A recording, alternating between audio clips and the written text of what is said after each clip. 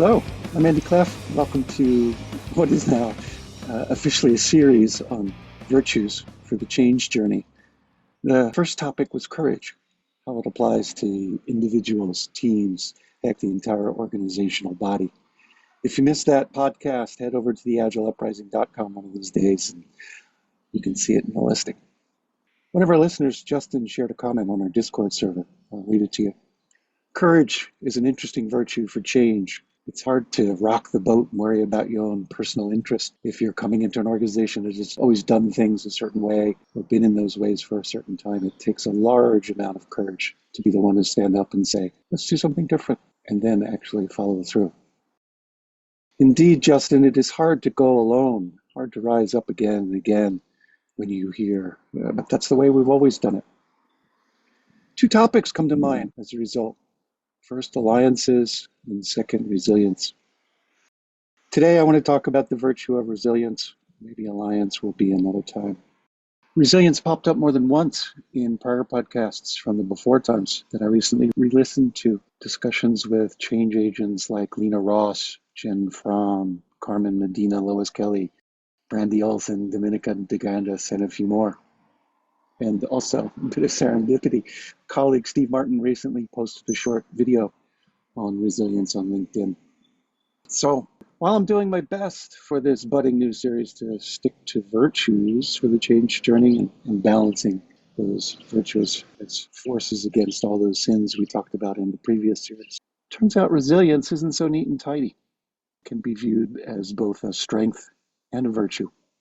And maybe it's this duality is part of what makes resilience keep coming up as vital for driving positive change in the face of inevitable challenges. Resilience combines capability with character, provides an ability to bounce back from setbacks, to adapt to stressful situations, and to persist through adversity. Things like organizational debt, disorders such as organizational ADHD, and as Justin mentioned, challenging the status quo again and again. I don't know about you, but as I practice my courage reps, building my honesty, my perseverance, my vitality and bravery muscles, I stumble a lot. I get skinned knees, paper cuts. I get stung when I kick a live hornet's nest. And that's where resilience becomes a vital companion to courage.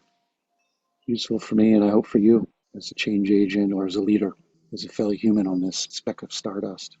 I'm beginning to think that resilience isn't just something nice to have, it's an absolute must for individuals, for teams, for companies to thrive long term. Well, think of the opposite. Those who remain brittle and rigid, swiftly shattered or rendered obsolete. The good news is that resilience, like courage, is something we can all intentionally build over time. It's not just an innate trait that you either have or lack. Through specific practices, I think you can become more able to bend and adapt under strain without breaking, physically, mentally, emotionally, or socially. So what does resilience look like in action? Researchers point to 5 key characteristics. The first is positivity, remaining optimistic, being able to see possibilities even in adverse situations. This helps you avoid getting stuck in negative thought loops, not getting demoralized by setbacks.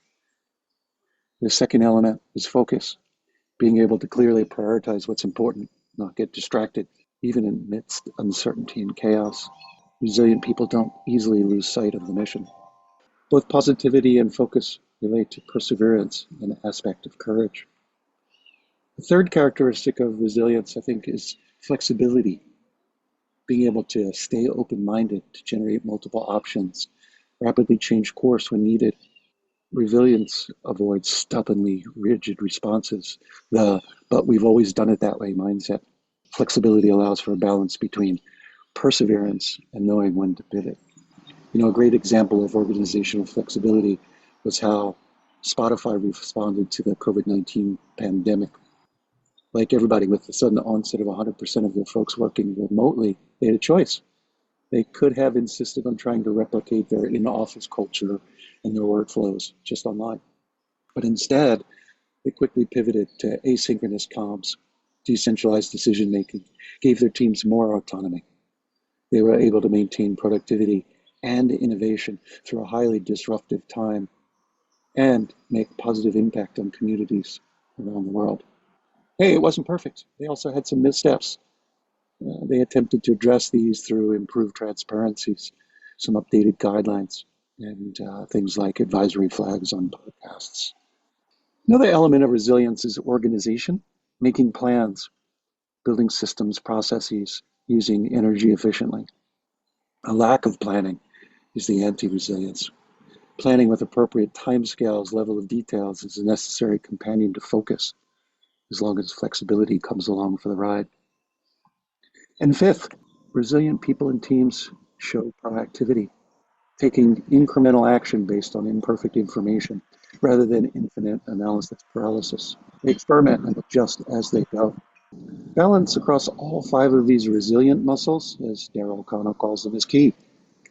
You can be too positive to the point of delusional optimism, or so disorganized that you're just reacting chaotically. The goal is to be able to fluidly draw upon whichever capability is most needed in any given situation, especially those stressful ones. When I spoke with leadership experts on previous podcasts, they offered some powerful practices for building resilience, both personally and organizationally. Just like with courage, you can begin with regular low impact reps.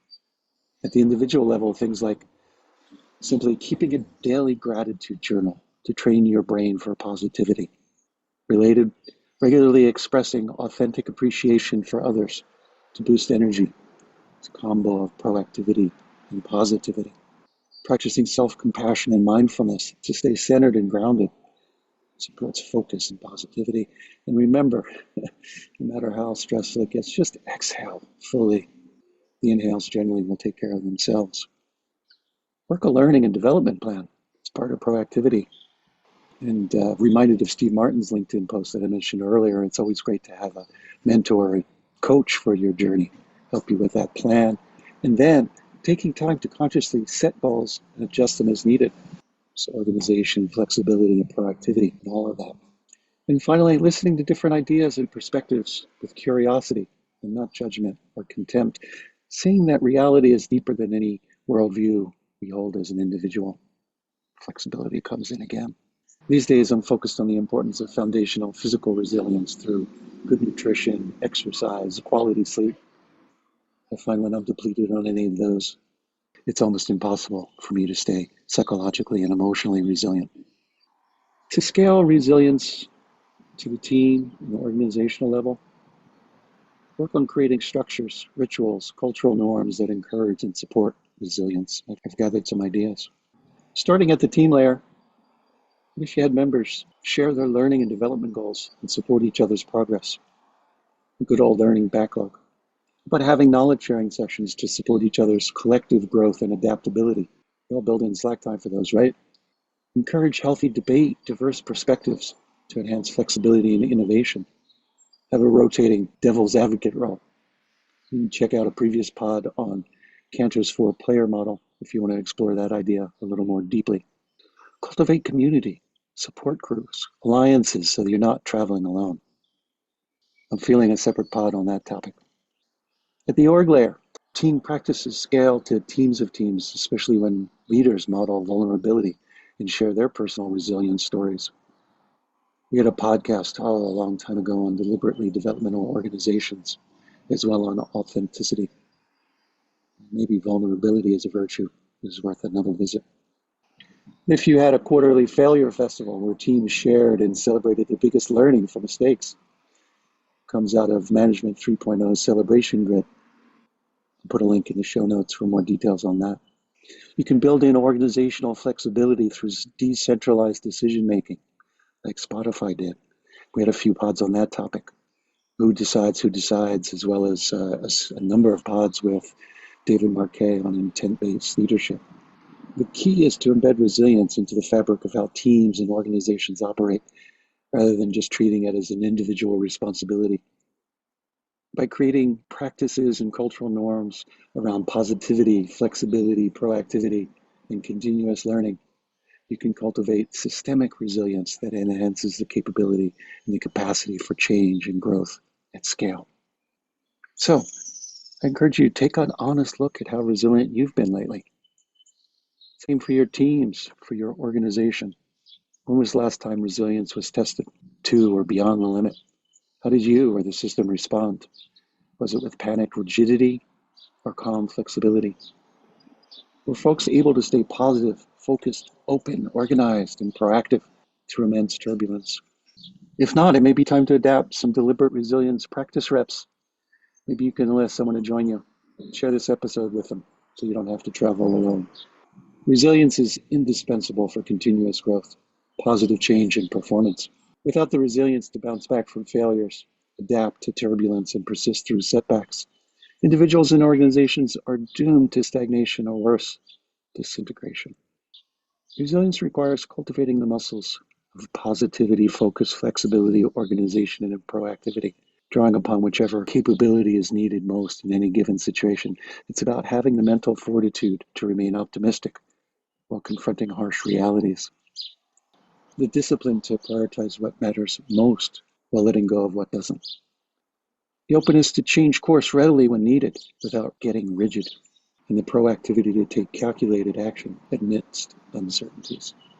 By intentionally training resilience through practices like gratitude, mindfulness, curiosity, and personal development, you equip yourself, your teams, and your organization to navigate even the most chaotic storms of change. Start with what you can control, at least in theory, yourself.